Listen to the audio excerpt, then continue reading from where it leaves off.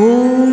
ह्रीं ऐं श्रीं क्लीं पातु ललाटकम्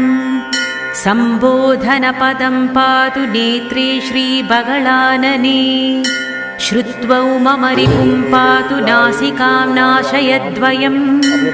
पातु गण्डौ सदा मामैश्वर्याणन्तं तु मस्तकम्